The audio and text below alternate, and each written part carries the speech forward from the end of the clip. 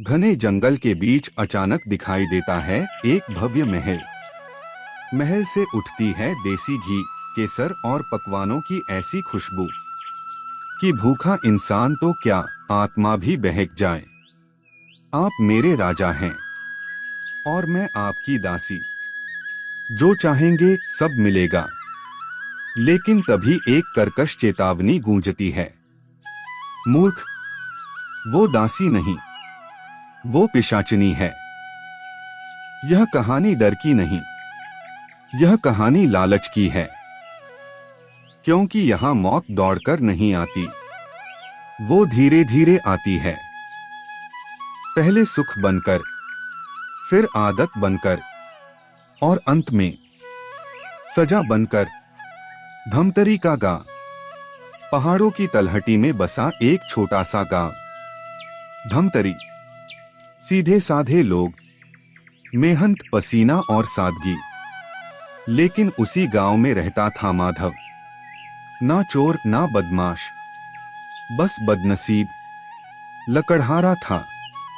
दिन भर कुल्हाड़ी चलाता और रात को भी पेट भर रोटी नसीब नहीं होती। अकेलापन उसका साया था और गरीबी उसका भाग्य। धीरे धीरे उसके भीतर एक खतरनाक इच्छा जन्म लेने लगी। मेहनत से नहीं, किस्मत से अमीर बनना है। यहीं से विनाश शुरू होता है। काली घाटी, गांव के बुजुर्ग मना करते थे, काली घाटी में मत जाना। शाम के बाद वहां इंसानों की परछाई भी नहीं टिकती। लेकिन लालच बहरे होते हैं। माधव उसी घाटी में घुस गया। लकड़ियां मिली बहुत सारी, इतनी कि दिमाग से डर गायब हो गया। और फिर आंधी, बादल, अंधेरा, रास्ते गायब हो गए। वो खुशबू, बारिश, कीचड़ और सड़े पत्तों के बीच अचानक आई पकवानों की खुशबू। घी, मसाले, मिठाइयाँ। भूख ने दिमाग पर ताला लगा दिया। और तभी जंगल के बीच खड़ी थी एक आलीशान हवेली, जहां दिन में कुछ नहीं था, रात में सब कुछ था। मायावी हवेली, अंदर कोई नहीं, लेकिन बीचों बीच सजा था 56 भोग। माधव टूट पड़ा। उसने यह नहीं पूछा ये आया कहां से, और यही उसकी सबसे बड़ी गलती थी। पायल की छन छन, सीढ़ियों से उतरती है एक स्त्री, अति सुंदर, अलौकिक, मुस्कान होठों पर, लेकिन आंखें मरी हुई झील जैसी। डरो मत माधव, मैं तुम्हारा दुख जानती हूं। उसने उसका नाम लिया और उसी पल माधव हार गया। सौदा सब तुम्हारा हो सकता है, हवेली, वैभव, सुख, बस एक वचन चाहिए। आज के बाद तुम अपनी पुरानी दुनिया में वापस नहीं जाओगे। माधव ने बिना सोचे हामी भर दी। सोने का कंगन उसकी कलाई में पड़ा और दरवाजा अपने आप बंद हो गया। स्वर्ग या कैद, मखमली बिस्तर, राजसी वस्त्र, सेवक। लेकिन समय रुक चुका था और सेवकों की आंखों में जिंदगी नहीं थी। माधव समझ नहीं पाया वो राजा बना है या कैदी। गांव की वापसी। एक रात उसे गांव भेजा गया, लेकिन कुत्ते ने उसे नहीं देखा। चौकीदार उसके आर पार निकल गया। वो अब पूरा इंसान नहीं रहा था। सोमेश्वर बाबा, सिर्फ एक इंसान उसे देख सका।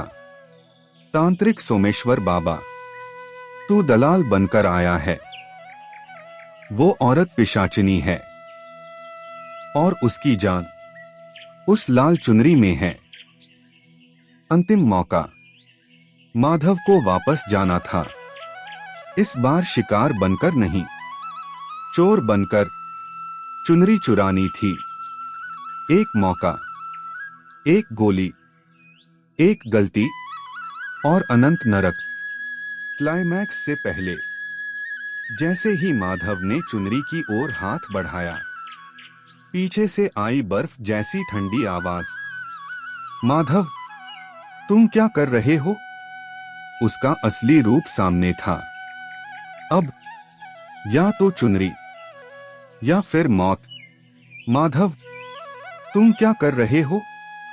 उस आवाज ने जैसे हवा को जमा दिया। माधव का हाथ हवा में ही थम गया। उंगलियां उस लाल चुनरी से बस 1 इंच दूर थीं। पीछे मुड़कर देखा तो वो स्त्री अब स्त्री नहीं रही थी। उसका चेहरा आधा सुंदर था, आधा सड़ा हुआ। एक आंख से आंसू टपक रहा था, दूसरी आंख से खून। दांत लंबे और नुकीले, बाल हवा में ऐसे लहरा रहे थे जैसे किसी अदृश्य तूफान में। तूने धोखा दिया है माधव। उसकी आवाज अब इंसानी नहीं थी। सच्चाई सामने। मैंने तुझ पर भरोसा किया था। मैंने तुझे राजा बनाया और तू मुझे कैद करना चाहता है। कमरा हिलने लगा। दीवारों से साए निकलने लगे। वही बूढ़े सेवक अब अपनी असली हालत में थे। सूखी लाशें, खाली आंखें, मुंह खुले हुए जैसे चीखते चीखते मर गए हों। माधव की टांगें कांपने लगीं। पिशाचिनी का सच। जानता है तू कौन है माधव? पिशाचिनी हंसी। तू मेरा भोजन था। तेरी जवानी, तेरी उम्र, तेरा वजूद, सब मेरा था। मैं सदियों से ऐसे ही मूर्खों को बुलाती हूँ। भूखे, अकेले, लालची। तू भी अलग नहीं था। माधव की आंखों से आंसू बहने लगे। मुझे नहीं पता था। मैं सिर्फ सुख चाहता था। बाबा की चेतावनी याद आई। उसी पल माधव को सोमेश्वर बाबा के शब्द याद आए। डर मत। जिस पल चुनरी छुए, गोली निगल लेना। माधव ने जीभ के नीचे दबाई गोली को महसूस किया। बस 1 सेकंड। आखिरी 4। पिशाचिनी ने हाथ उठाया। उसके नाखून बढ़ते चले गए। हवा में काली आग जलने लगी। अब तू कहीं नहीं जाएगा माधव। उसी क्षण माधव ने पूरी ताकत से चुनरी पकड़ ली। कमरे में विस्फोट जैसा हुआ। पिशाचिनी चीखी, ऐसी चीख कि जंगल तक कांप गया। नहीं, मेरी चुनरी। अदृश्यता। माधव ने बिना एक पल गवाए गोली निगल ली। सब कुछ धुंधला हो गया। पिशाचिनी का हाथ उसके आर पार चला गया। वो चिल्लाई, तड़पी, गिरी और पहली बार वो बूढ़ी दिखने लगी। बाबा का प्रहार। अगले ही पल माधव खुद को सोमेश्वर बाबा के आश्रम में पड़ा पाया। उसके हाथ में अब भी लाल चुनरी थी। बाबा पहले से तैयार खड़े थे। मंत्र, हवन, त्रिशूल। अब तेरा खेल खत्म। बाबा गरजे। हवेली की तरफ से काली परछाई निकलकर भागी, लेकिन बाबा ने त्रिशूल जमीन में गाड़ दिया। धरती फट गई। एक आखिरी चीख गूंजी। माधव। और सब शांत। अंत या शुरुआत? सुबह हुई। काली घाटी अब सिर्फ जंगल थी।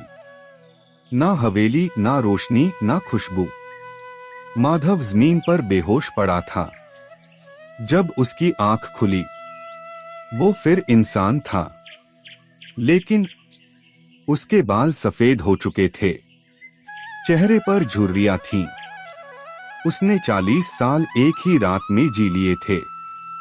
सजा? बाबा बोले, लालच ने तुझे मारा नहीं, बस जीते जी बूढ़ा कर दिया। यही सबसे बड़ी सजा है। माधव चुप रहा। आखिरी दृश्य।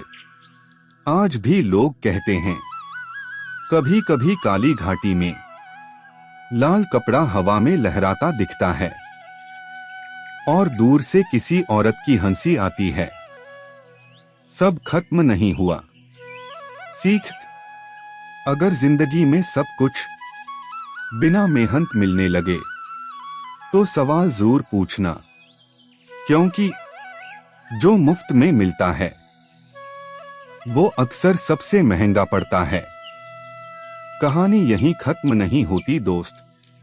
असल डर तो पिशाचिनी के जाने के बाद शुरू होता है। जब माधव लौटा, सुबह की धूप धमतरी गांव पर फैल चुकी थी। लोग रोज की तरह अपने काम में लगे थे।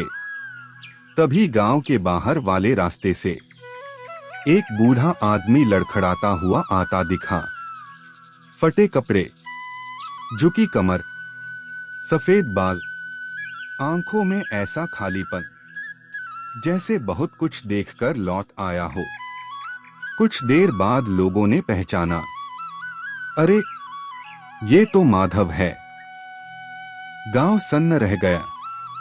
जिस माधव को सब जवान लकड़हारा जानते थे, वो एक रात में बूढ़ा कैसे हो गया? गांव वालों की प्रतिक्रिया, कोई बोला, जरूर किसी भूत का साया पड़ गया है।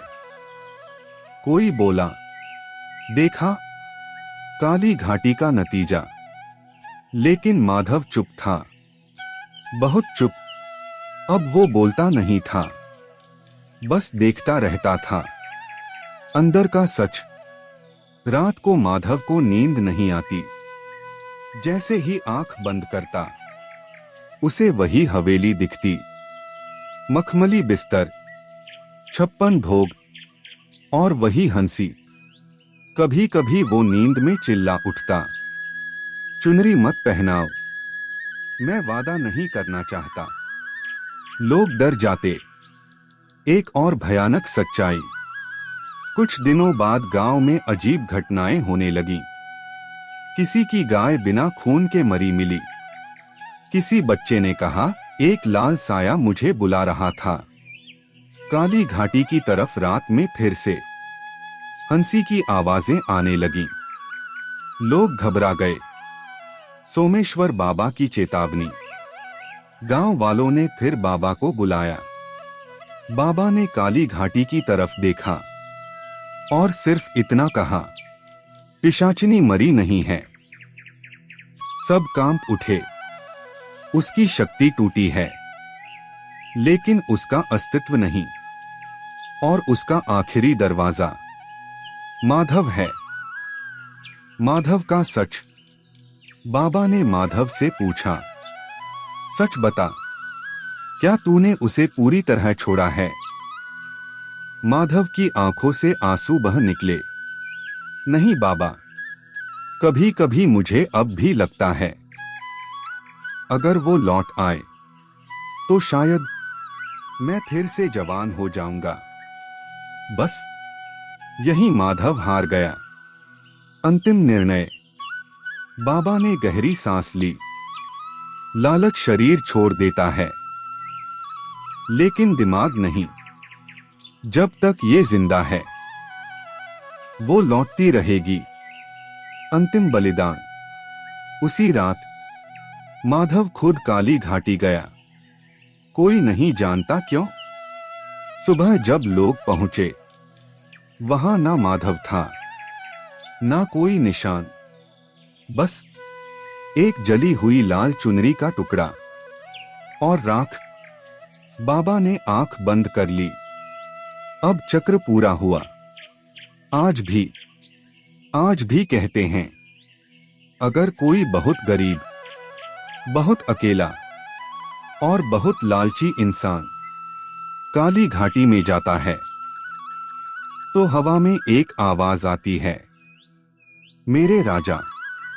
और अगर उस इंसान ने सवाल नहीं पूछा, तो अगली कहानी उसी की होती है।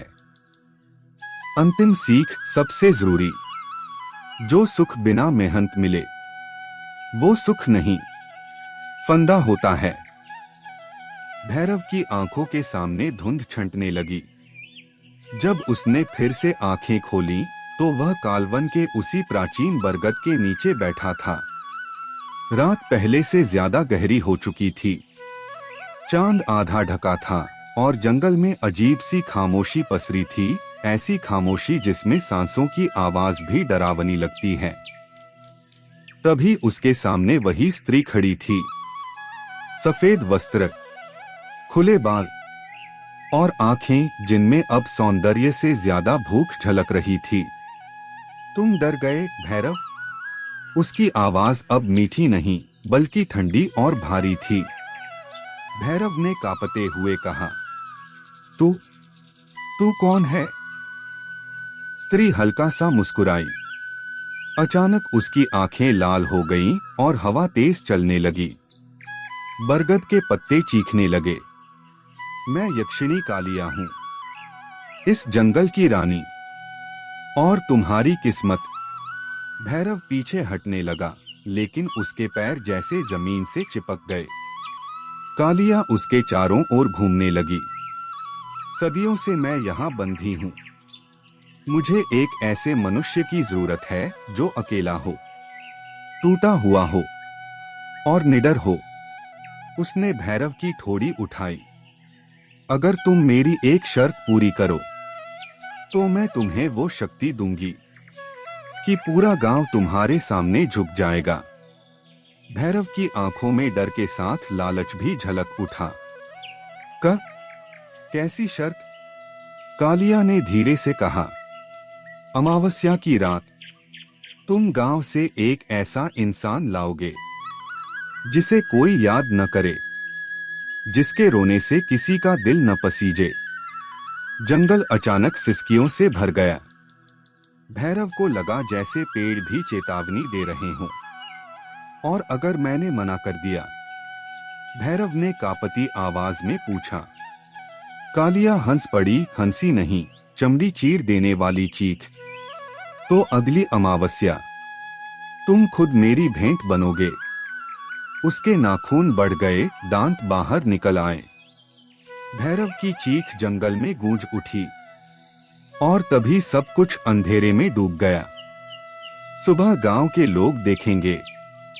भैरव की आंखों में अब इंसानियत नहीं, बल्कि कालवन की छाया बस चुकी थी। अमावस्या की रात गांव पर अजीब सन्नाटा छाया हुआ था। कुत्ते बिना वजह रो रहे थे, दीपक अपने आप बुझ जा रहे थे। भैरव अपने झोपड़े से बाहर निकला, लेकिन अब वह वही पुराना भैरव नहीं था। उसकी आंखों में नींद नहीं, आदेश था। कालिया की आवाज उसके दिमाग में गूंज रही थी, जिसे कोई याद न करे। भैरव गांव की गलियों से गुजरा, हर घर में झांका। कहीं माँ बच्चे को सुला रही थी, कहीं बूढ़ा पिता अपनी बेटी का इंतजार कर रहा था, कहीं कोई किसी के नाम की माला जप रहा था। भैरव आगे बढ़ता गया, फिर वह रुका। गांव के आखिरी छोर पर एक टूटी झोपड़ी थी। वहां रहता था हरिया, एक लाचार गूंगा बूढ़ा, जिसे लोग बेकार बोझ कहते थे, जो रोज मंदिर की सीढ़ियां साफ करता और बदले में बचा खुचा खाना पा लेता। उस रात उसकी झोपड़ी में दिया भी नहीं जल रहा था। भैरव के हाथ कांपे। उसके अंदर कहीं कुछ चीखा, इसे मत चुन। लेकिन तभी कालिया की परछाई उसके पीछे उभरी। उसके कान के पास फुसफुसाहट, यही है जिसे मरने पर कोई नहीं रोएगा। भैरव ने आंखें बंद की और हरिया को कंधे पर उठा लिया। कालवन में बलि बरगद के नीचे काली अग्नि जल रही थी। हवा उल्टी बह रही थी। कालिया अपने असली रूप में प्रकट हुई। काले बाल, उल्टे पांव और चेहरे पर दरारें, जिनसे अंधेरा टपक रहा था। हरिया ने पहली बार आवाज निकाली, बेटा। वो एक शब्द भैरव के दिल में तीर बनकर चुभ गया। भैरव कांप उठा। हाथ में खंजर था, लेकिन हाथ नहीं उठा। अब कालिया की गर्जना गूंजी। भैरव घुटनों पर गिर पड़ा। मुझे शक्ति चाहिए, पर इसकी जान नहीं। कालिया की आंखें जल उठीं। तो तू भी बाकी इंसानों जैसा निकला। अचानक धरती फटने लगी। बरगद की जड़ें हरिया को जकड़ने लगी। भैरव चीख पड़ा, अगर बलि चाहिए तो मेरी ले ले। जंगल सन्न रह गया। कालिया रुकी। उसके चेहरे पर पहली बार हैरानी थी। श्राप का टूटना। बरगद से एक तेज रोशनी फूटी। हरिया बेहोश होकर जमीन पर गिर पड़ा। कालिया की देह दरकने लगी, जैसे सदियों पुराना बंधन टूट रहा हो। सदियों बाद उसकी आवाज कमजोर पड़ गई। किसी ने मुझे शक्ति से नहीं, करुणा से हराया है। उसका शरीर धुएं में बदल गया। जंगल शांत हो गया। कालवन नहीं रहा। अंत या नई शुरुआत। सुबह गांव वाले हैरान थे। हरिया जिंदा था और भैरव गांव छोड़ चुका था। कुछ कहते हैं वह तपस्वी बन गया। कुछ कहते हैं वह आज भी जंगलों में भटकता है, उन आत्माओं की मदद करता हुआ जिन्हें दुनिया ने भुला दिया। लेकिन अमावस्या की रात, जब हवा अचानक ठंडी हो जाए, तो लोग कहते हैं कालवन से अब भी एक आवाज आती है। करुणा ही सबसे बड़ी शक्ति है। अमावस्या की रात थी। गांव पर ऐसा सन्नाटा था जैसे समय थम गया हो। दीपक बुझ चुके थे और कालवन की ओर जाने वाला रास्ता अपने आप खुलता जा रहा था। भैरव की आंखें लाल थीं। अब उनमें डर नहीं था, आदेश था। कालिया की आवाज उसके भीतर गूंज रही थी, जिसे कोई याद न करे। उसका कदम गांव के आखिरी छोर पर रुका।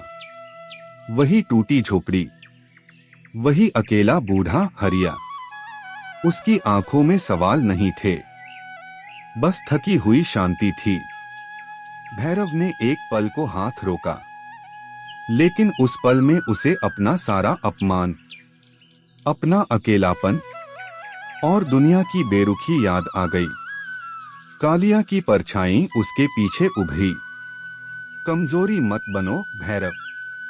भैरव ने आंखें बंद की और हरिया को उठा लिया। रक्तवृक्ष के नीचे, कालवन के भीतर बरगद अब बरगद नहीं रहा था। उसकी जड़ें नसों की तरह धड़क रही थीं। काली अग्नि जल रही थी बिना धुएं के। कालिया अपने असली रूप में प्रकट हुई। चेहरा फटा हुआ, आंखों से अंधेरा बहता हुआ। हरिया की कांपती आवाज गूंजी, बेटा। उस एक शब्द ने भैरव का हाथ रोक दिया। लेकिन तभी कालिया चीखी।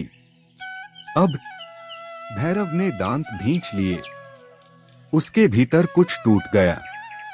एक ही बार जंगल ने सांस खींच ली। बरगद की जड़ें लाल हो गईं। धरती ने रक्त पी लिया। शक्ति का जन्म। कालिया हंसने लगी। हंसी नहीं, विजय का शोर। आज से तू मेरा वंशज है भैरव। भैरव के शरीर में काली लकीरें उभर आईं। उसकी परछाई अलग चलने लगी। आंखें पूरी तरह काली हो गईं। अब तू कभी अकेला नहीं रहेगा, कालिया बोली। अब लोग तुझसे डरेंगे। कालिया धुएं में विलीन हो गई। लेकिन श्राप नहीं गया, वह भैरव के भीतर बस गया। सुबह का सच। सुबह गांव में हड़कंप मच गया। हरिया की झोपड़ी खाली थी। कालवन की दिशा से काले पक्षी उड़ रहे थे। और भैरव अब गांव में नहीं था। कुछ महीनों बाद आसपास के गांवों से खबरें आने लगीं। रात को एक परछाई दिखती है, जो अकेले लोगों को पुकारती है। लोग उसे कहते हैं कालवन का रक्षक नहीं, कालवन का राजा। और अमावस्या की रात अगर कोई आवाज तुम्हें नाम लेकर बुलाए तो मुड़कर मत देखना, क्योंकि हर बार कोई भैरव नहीं होता जो रुक सके। भैरव को गए 7 साल बीत चुके थे। अब कोई उसे इंसान नहीं कहता था। अब वह सिर्फ एक नाम था, एक चेतावनी। कालवन के आसपास के गांवों में एक नया नियम बन चुका था। अमावस्या की रात कोई अकेला बाहर नहीं जाएगा। कोई नाम लेकर पुकारे तो जवाब नहीं देगा। और अगर जंगल से कदमों की आवाज आए तो आंखें बंद कर लेना, क्योंकि अब कालवन में कालिया नहीं बल्कि भैरव का राज था। पहला शिकार नहीं, पहला चयन। उस रात गांव में एक लड़का था, मोहन। 16 साल का, जिद्दी और डर से अनजान। उसने हंसी में कहा, ये सब कहानियां हैं। अगर भैरव सच में है तो सामने आए। जंगल हिल गया, हवा ठंडी पड़ गई, पेड़ों की छायाएं जमीन से उठने लगी। और फिर एक आवाज आई, बिल्कुल इंसानी। मोहन। लड़का सिहर गया।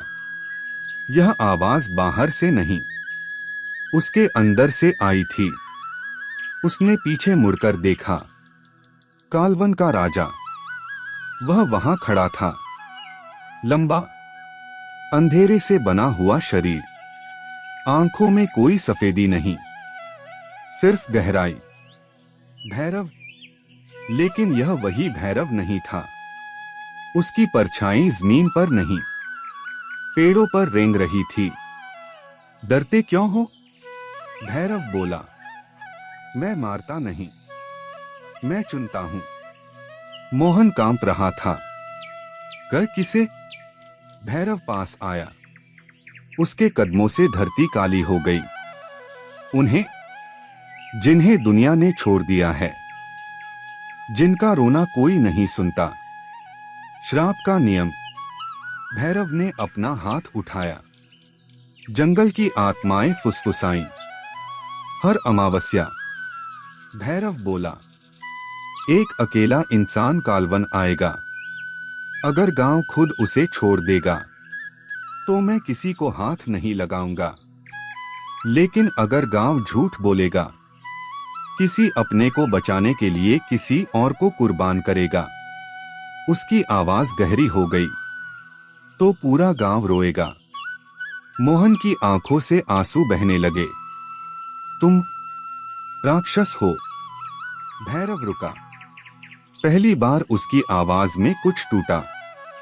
नहीं, मैं वही हूं जो तुम सब ने बनाया। सुबह का फैसला। सुबह मोहन जिंदा था, लेकिन उसकी आंखें बदल चुकी थीं। उसने गांव में सबको सच बताया। उस दिन पहली बार गांव ने एक बूढ़ी बेसहारा औरत को अपने घर में जगह दी। एक अनाथ बच्चे को नाम मिला। कालवन शांत रहा। अंत नहीं, पहरा। लेकिन सब जानते हैं, अगर कभी गांव फिर स्वार्थी हुआ, अगर फिर किसी को बेकार कहा गया, तो कालवन याद दिलाएगा। और भैरव, वह अभी भी वहां है। राजा नहीं, राक्षस नहीं, एक सजा। अमावस्या की रात थी, लेकिन इस बार कालवन शांत नहीं था। पेड़ हिल नहीं रहे थे, वे कांप रहे थे। भैरव बरगद के नीचे खड़ा था। वही बरगद जहां कभी हरिया की बलि दी गई थी, जहां अंधेरा पैदा हुआ था। अचानक उसकी परछाई जमीन से अलग हो गई। धीरे धीरे वह परछाई एक स्त्री का रूप लेने लगी। काले बाल, उल्टे पांव, चेहरे पर वही पुरानी मुस्कान। कालिया, कितना नाटक कर लिया भैरव। उसकी आवाज गूंज उठी। रक्षक बनने का नाटक, भैरव की आंखें जल उठीं। तू खत्म हो चुकी है। कालिया हंसी। नहीं, मैं तू ही तो हूं। अंदर का युद्ध। जंगल गायब हो गया। भैरव खुद को एक अजीब दुनिया में खड़ा पाया। चारों ओर सिर्फ आईना। हर आईने में एक दृश्य था।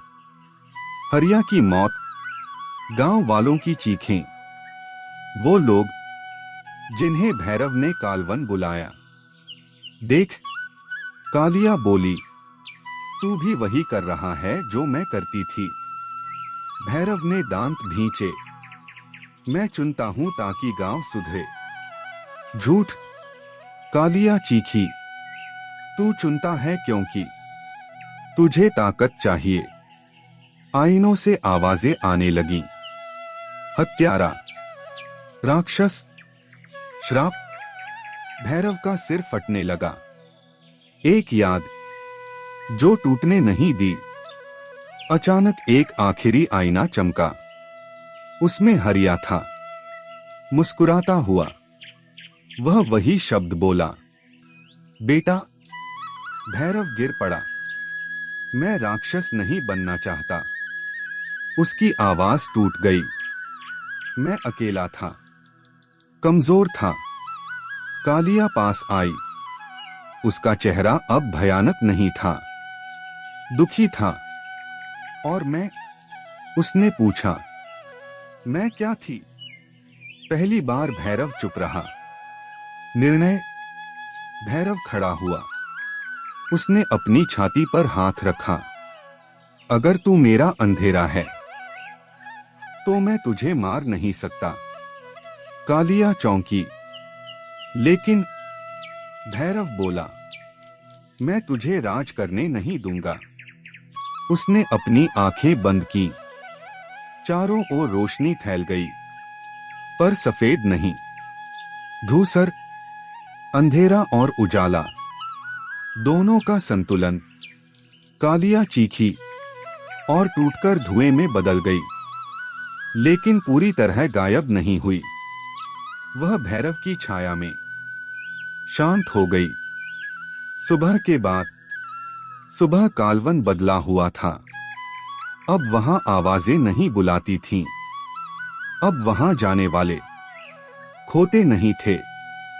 लेकिन एक नियम बचा रहा, जो इंसान किसी को बेसहारा छोड़ेगा, कालवन उसे उसका आईना दिखाएगा। भैरव अब राजा नहीं था, ना राक्षस। वह बन गया कालवन का प्रहरी। यह अमावस्या किसी और जैसी नहीं थी। न हवा चली, न पत्ते हिले, न किसी जानवर की आवाज आई। कालवन पहली बार डरा हुआ लग रहा था। भैरव बरगद के नीचे खड़ा था। अब उसकी परछाई कांप नहीं रही थी, शांत थी, जैसे कोई बोझ उतरने वाला हो। तभी जमीन फटी। कालवन के भीतर से एक काली लहर उठी। सदियों की नफरत, डर और बलियों का जमा जहर। और उस लहर से एक आखिरी रूप बना, कालवन स्वयं। ना यक्षिणी, ना भूत, बल्कि जंगल की वो चेतना जो इंसानों की क्रूरता से पैदा हुई थी। उसकी आवाज गूंज उठी, तू मेरा पहरेदार बना, पर तू मेरा अंत नहीं है, भैरव। भैरव ने आंखें बंद की। उसके सामने सारी जिंदगियां घूम गईं। हरिया, मोहन, वो बेसहारा लोग, और वो गांव जो डर से अच्छे बने थे, दिल से नहीं। सच का सामना। तुम लोग नहीं बदले, कालवन बोला। तुम बस डरने लगे। भैरव की मुट्ठी भींच गई। अगर मैं भी डर ही बन गया, उसने धीमे कहा, तो मैं भी तुझसे अलग नहीं। बरगद की जड़ें हिलने लगीं। जंगल चीख उठा, तो बलि दे अपनी। पूरा जंगल रुक गया। भैरव आगे बढ़ा। अगर कालवन मेरी वजह से जिंदा है तो इसका अंत भी मुझसे ही होगा। उसने अपनी छाया जमीन पर रख दी। पहली बार भैरव की परछाई उससे अलग नहीं हुई। वह घुल गई। कालवन का टूटना।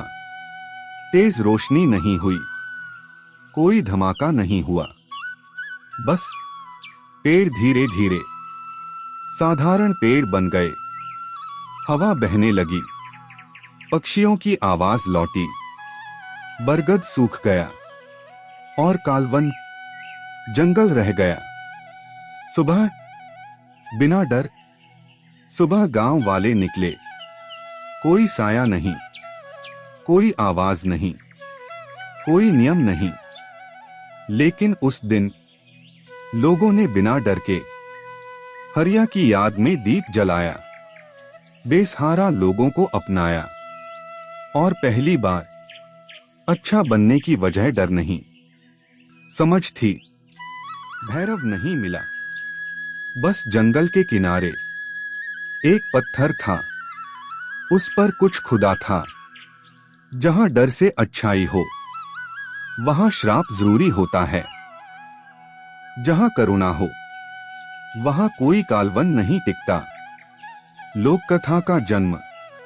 आज भी बूढ़े लोग बच्चों से कहते हैं कालवन खत्म हो गया। लेकिन अगर इंसान फिर पत्थर दिल हुआ तो कोई भैरव कहीं न कहीं फिर जन्म लेगा। और कहानी खत्म नहीं होती, वह याद बन जाती है।